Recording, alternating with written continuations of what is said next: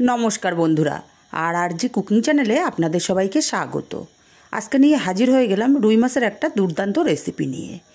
একঘেয়েমি ঝোল ঝাল ছাড়া বাদ দিয়ে দারুণ টেস্টি একটা রেসিপি। তো চলুন শুরু করা যাক। আমি এখানে 6 পিস রুই মাছ ভালো করে ধুয়ে জল ঝরিয়ে নিয়েছি।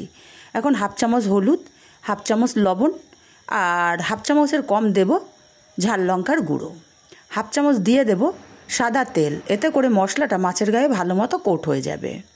খুব ভালো করে মাছের সাথে নুন, হলুদ, লঙ্কার গুঁড়ো ভালো করে মাখিয়ে নেব। খুব ভালো করে মাখিয়ে নিয়েছি। 10 মিনিট এইভাবে রেস্টে রেখে দেব। 10 মিনিট পর কড়াই গরম করে 4 চামচ পরিমাণে তেল দিয়ে দিলাম। এই রান্নাটায় তেলের পরিমাণটা একটু বেশি লাগে। তেলটা গরম করে এখানে এক এক করে মাছ দিয়ে দেব। আর মাছগুলো দিয়ে উল্টে পাল্টে একটু কড়া করে ভেজে নেব। এই রেসিপিটা বানানোর জন্য মাছগুলো একটু কড়া ভাজার দরকার। বন্ধুরা, রেসিপিটা যদি ভালো লাগে একটা লাইক দিতে ভুলবেন না। আর চ্যানেলটা যদি সাবস্ক্রাইব না করা থাকে অবশ্যই চ্যানেলটা সাবস্ক্রাইব করে আমার পাশে থাকবেন, আমাকে সাপোর্ট করবেন। আর কাছের আত্মীয় স্বজন বন্ধুবান্ধবের কাছে শেয়ার করতে ভুলবেন না। মাছগুলো উল্টে পাল্টে একটু কড়া করে ভেজে মাছগুলোকে উঠিয়ে নেব। দেখেই বুঝতে পারছেন মাছগুলো একটু হালকা কড়া করে ভেজে নিয়েছি। এখন এই তেলের মধ্যে দিয়ে দেব 1 বাটি পেঁয়াজ কুচোনো। এই রেসিপিটার জন্য পেঁয়াজের পরিমাণটা একটু বেশি লাগে। পেঁয়াজটাকে দিয়ে নাড়াচাড়া করে হালকা কালার চেঞ্জ হওয়া পর্যন্ত পেঁয়াজটাকে ভেজে নেব। পেঁয়াজটা নাড়াচাড়া করতে করতে পেঁয়াজের কালারটা হালকা চেঞ্জ হয়ে গেছে। এখন এখানে দিয়ে দেব 1 চামচ পরিমাণে আদা আর রসুন বাটা। আমি একসাথে বেটে নিয়েছি। আদা রসুন বাটাটাকে দিয়ে কষিয়ে নেব আদা রসুনের কাঁচা গন্ধটা চলে যাওয়া পর্যন্ত। বন্ধুরা, এই রেসিপিটা কিন্তু দুর্দান্ত লাগে খেতে, দুর্দান্ত। একদিন হলেও বাড়িতে বানিয়ে দেখবেন। আদা রসুন বাটাটা ভালো করে কষিয়ে অল্প করে জল দিয়ে দিলাম যাতে গুঁড়ো মশলাগুলো পুড়ে না যায়।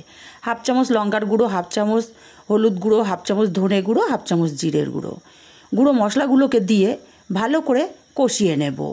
মশলাটা যত ভালো কষানো হবে তরকারির টেস্টটা কিন্তু দ্বিগুণ বেড়ে যাবে। মশলাটা ভালো করে কষিয়ে নিয়ে এখানে হাফ কাপ পরিমাণে জল দিয়ে দিলাম। মশলাটা ভালো করে নাড়াচাড়া করে মিশিয়ে লো ফ্লেমে ঢাকা দিয়ে 10 মিনিট মশলাটাকে কষিয়ে নেব। 10 মিনিট পর ঢাকাটা খুলে নিলাম। নাড়াচাড়া করে দেব। দেখুন 10 মিনিট ঢাকা দিয়ে মশলাটা কষিয়ে নেওয়ার দরুন পেঁয়াজটা কিন্তু একদমই গলে গেছে। ঠিক এইরকমই আমাদের পেঁয়াজটা গলিয়ে ফেলতে হবে। এখানে দিয়ে দেব সর্ষে আর পোস্ত বাটা। আমি 1 চামচ হলুদ সর্ষে আর 1 চামচ পোস্ত শিলনোড়াতে বেটে নিয়েছি। সর্ষে পোস্তটাকে দিয়ে ভালো করে নাড়াচাড়া করে মিশিয়ে দেব। ভালো করে মিশিয়ে দিয়ে এখানে স্বাদ অনুযায়ী লবণটা দিয়ে দেব। লবণটা দিয়ে সর্ষে পোস্ত বাটাটাকে কষিয়ে নেব মিনিটখানিক সময় নিয়ে, যাতে মশলাটা খুব ভালো করে কষানো হয়। মশলাটা খুব ভালো করে কষিয়ে নিয়ে এবার এখানে দিয়ে দেব পরিমাণ মতো জল। এই রান্নাটা একটু ঝোল ঝোল হবে, তাই জলের পরিমাণটা বুঝে দিতে হবে। ভালো করে নাড়াচাড়া করে মিশিয়ে দিলাম।